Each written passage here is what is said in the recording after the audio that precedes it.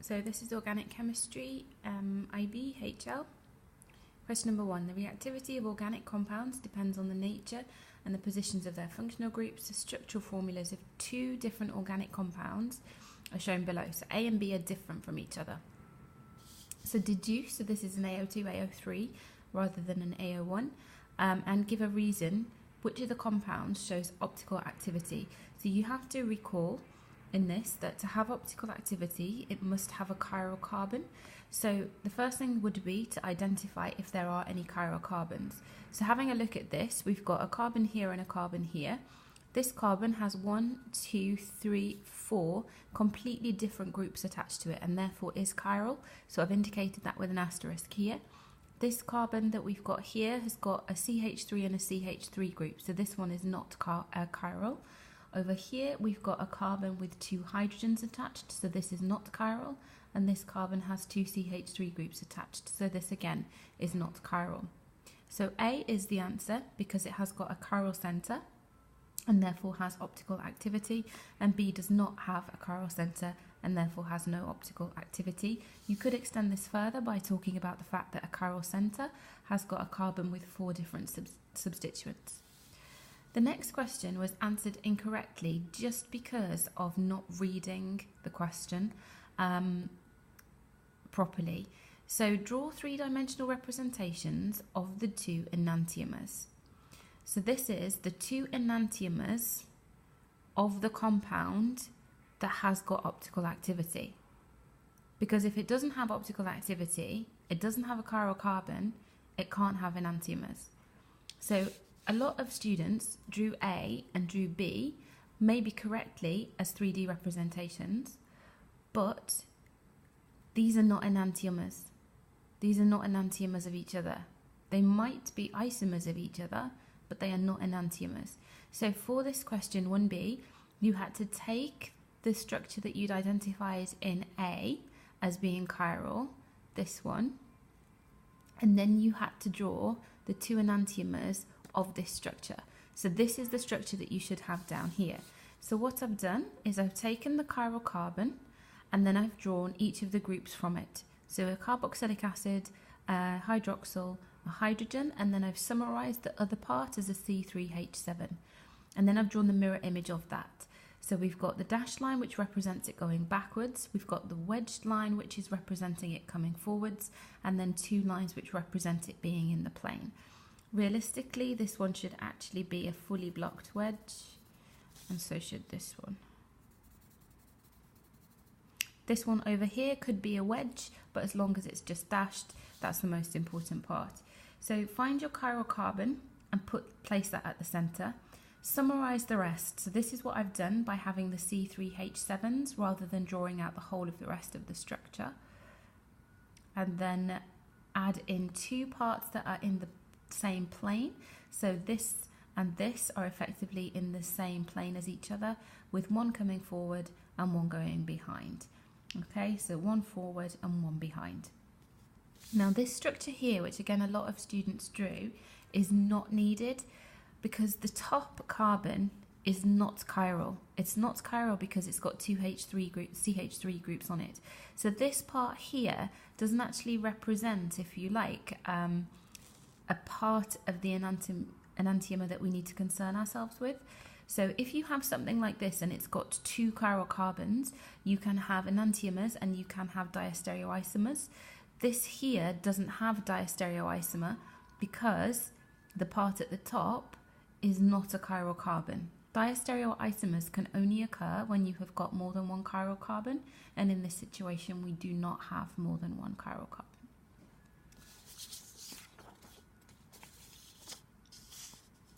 State the reagents used in the nitration of benzene. So this is knowledge, concentrated sulfuric acid and concentrated nitric acid, both of them required. It is not NO2+. Yes, this is the part that actually gets involved in the reaction, but it's not a reagent. We don't add this to the reaction mixture. We add these to the reaction mixture, and that's what makes them reagents, whereas the NO2+ ion is not. Then AO1 again, state an equation for the formation of the NO2+ ion.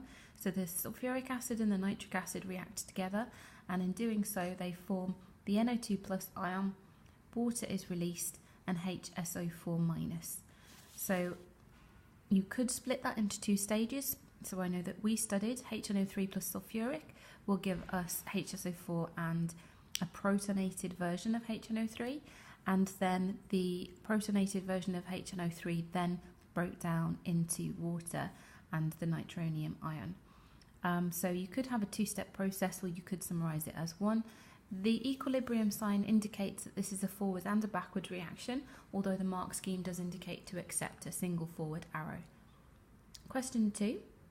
Which types of stereoisomerism, if any, are present in this molecule indicated? So the first thing to do is to understand what is optical and what is geometric isomerism.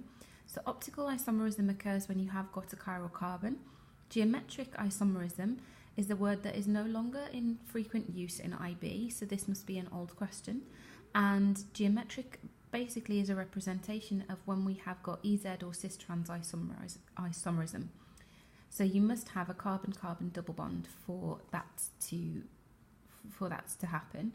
In addition to that, you have to remember that for you to have your EZ or cis-trans isomers, you have to have two groups on this carbon that differ from each other, and two groups on this carbon that differ from each other. So if we take a look down here, we can have a look. So I've got a carbon here. First thing to do is indicate this carbon cannot be chiral, so no chiral.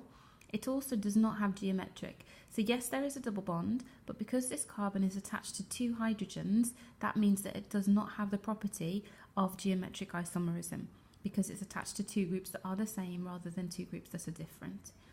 Then we have this carbon, it has a double bond, therefore does not have four different groups attached and is non-chiral, NC. We then have a carbon which is attached to a hydrogen, a bromine, a CH3 and a C2H3 group. So in there we have four different groups, and as such we have got a chiral carbon. We have a final carbon at the end which is attached to three hydrogens, and therefore three groups are the same, and that is not chiral. So here, this one is our chiral carbon. We have chirality, but we don't have geometric isomerism, therefore the answer is A, optical isomerism. Question 3. Ethanol is a primary alcohol that can be oxidized. So primary oxidation, distinguish between the reaction conditions needed to produce ethanol or ethanoic acid. This is actually more of an AO1 question. AO1, because it's just knowledge of what the reaction conditions are. So ethanol is an aldehyde, therefore you have to distill it immediately. If you left it with an excess of oxidizing agent and reflux, it would turn into a carboxylic acid.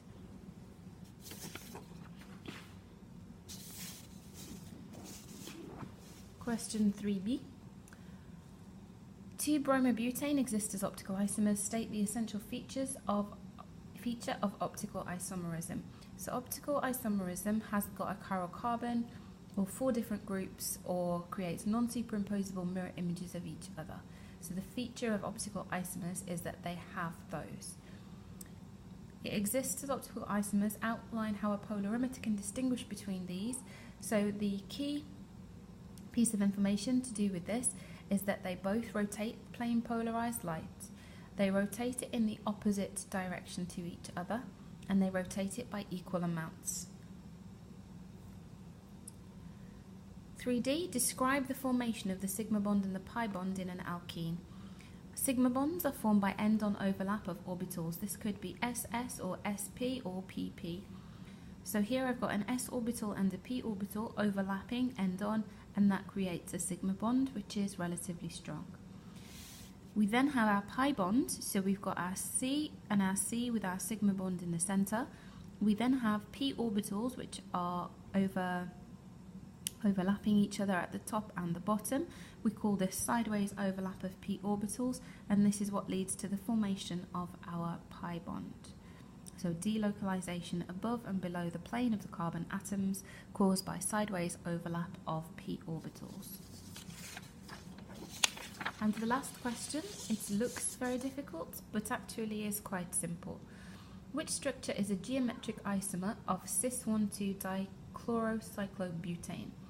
If it's a geometric isomer of cis, it must be trans. Thinking about trans means opposite. And here we've got chloro, so the chloro part is the part that we're going to focus on. We need the structure to have chlorines that are trans of each other.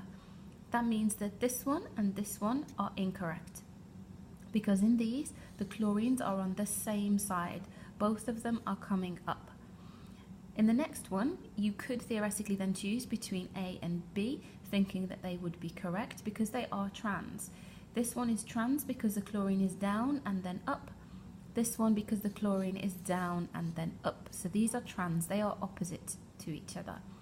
The trick here is to address the question, cis-1,2-dichloro.